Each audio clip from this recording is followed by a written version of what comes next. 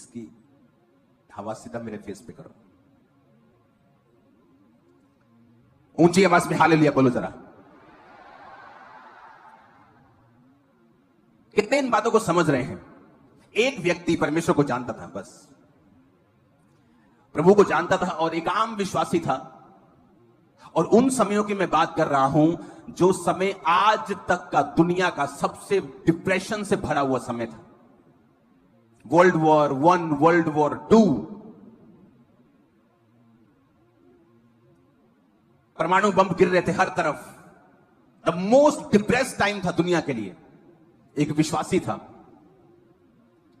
प्रभु के वचन पे खड़ा हो गया कि परमेश्वर ने कहा है मेरे बाहिने हाथ में धन और महिमा है, मेरे दाहिने हाथ में दीर्घ आयु है। उसने जब पढ़ा कि परमेश्वर के वचन में लिखा है कि हम गरीब नहीं रह सकते, अगर हम वचन पे चलेंगे तो हम गरीब नहीं रह सकते, जबकि वो दिन थे कि जब लोगों के पास खाना नहीं होता था। आज आप इंटरनेट पे देखो, जब युद्ध की बातें चलती हैं दो देशों के बीच में, लोग कितना खुश हो रहे हैं, ओ युद्ध करो युद्ध करो, एक्साइटेड हो रहे हैं लोग। मेरी पुरानी वीडियो चला रहे थे जहां पर मैं बोल रहा हूं कि युद्ध नहीं होगा, लेकिन वो भविष्यवाणी इस के लिए नहीं है जो आज हो रहा है। वो तब हुई थी जब रशिया और यूक्रेन की लड़ाई हुई थी। लोग कह रहे थे कि विश्व युद्ध शुरू हो जाएगा, और मैंने कहा था कि विश्व युद्ध शुरू नहीं होगा इस बात में। और मैंने कहा था कि क्या क्या होगा, और वो हुआ। लेकिन अब जो होगा मैं आपको बता रहा हूं, ये डेंजरस चीज है जो अब निकल रहे हैं लोग। आप देखो, लोग खुश हो रहे हैं, मीम्स बना रहे हैं, ये देश के लोग वो देश के लोग, सब देशों का यूथ एक दूसरे से लड़ रहा है, लेकिन उन्हें नहीं पता आने वाला समय कितना भयंकर आ रहा है। मैं किसी चीज का नाम नहीं लूंगा, लेकिन मैं आपको बता देता हूं, एक लंच, LUNCH, लंच, दोपहर का खाना, पूरे दिन की जो कमाई होगी, लोग सिर्फ दोपहर का या रात का एक समय का खाना खरीद पाएंगे उससे। ये समय आ रहा है, आप देख लेना, और ये टीवी पे आएगा, आपकी आंखों के सामने होगा। क्योंकि जब ये लड़ाई होगी, जब युद्ध होगा, तो सबसे ज्यादा मीडियम क्लास लोगों का नुकसान होगा और गरीब लोगों का नुकसान होगा, जो सबसे ज्यादा एक्साइटेड है राइट नाउ कि युद्ध हो जाए। क्या ये कंप्लीट युद्ध होगा? क्या ये बड़ा युद्ध होगा? पर मैं आपको बता रहा हूं, जो भी होगा ना, वो इतना डेंजरस होगा कि लोगों की कमाई, जो लोगों का खाना है, वो मुश्किल हो जाएगा लोगों को।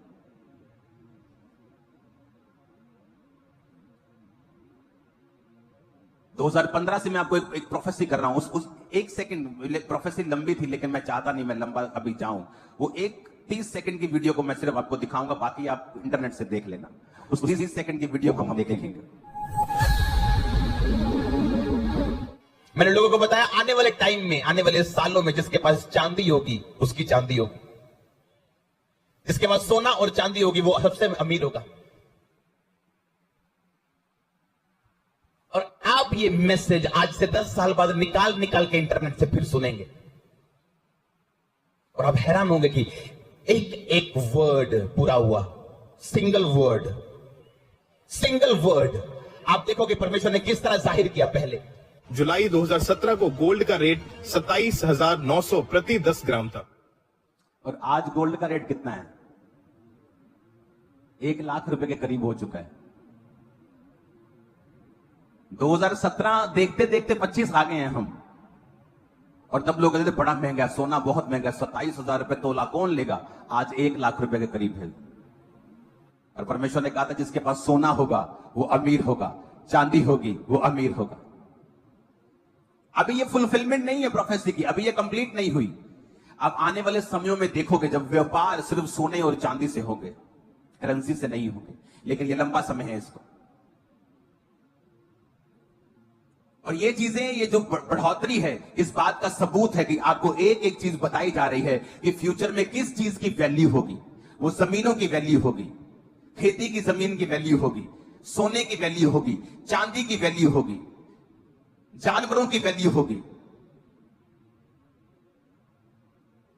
अगर आपके बैंक में 27,000 पड़े थे 2017 को, तो वो अगर आप उसकी कैलकुलेशन करेंगे तो 30,000 के करीब भी आपको मिलेंगे नहीं 8 साल बाद भी, अगर आप ब्याज लगाएंगे तो। लेकिन अगर आप वो सोना लिया होता, उस बात को आपने समझ के, तो 1 लाख हो चुका होता। अब जो होने वाला है मैं आपको बता रहा हूं, युद्ध छोटा हो, स्ट्रेटेजिक चीजों के साथ हो, एक खास जगह के ऊपर करे कोई,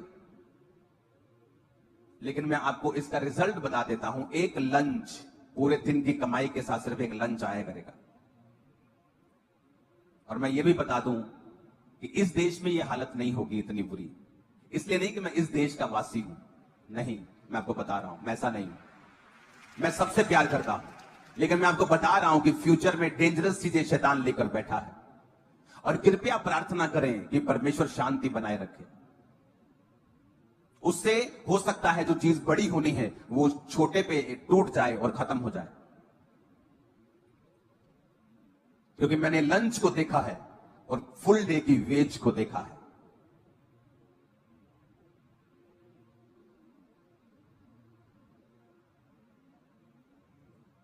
तो क्रिश्चियन लोगों को यह बात समझनी चाहिए कि हमें प्रार्थना करनी है, हमें प्रार्थना करनी है मीडिया वो बुद्धिमान बने, हमें प्रार्थना करनी है कि परमेश्वर शांति को लेके आए। क्योंकि ये 2025 मैंने आपको पहले से ही बता दिया था। अगर आप 31 की मीटिंग को देखेंगे कि जो लोग समझ रहे हैं कि हैप्पीएस्ट न्यू ईयर से हैप्पीएस्ट हो जाएगा, ये ईयर बिल्कुल भी हैप्पीएस्ट नहीं होगा। क्योंकि घटनाएं होती रहेंगी पूरा साल, जो मार्केट को, शेयर मार्केट को अप डाउन करती रहेगी और जो लोगों की इकोनॉमी को नीचे करती रहेंगी और अलग अलग चीजें होती रहेंगी, घटनाएं होती रहेंगी।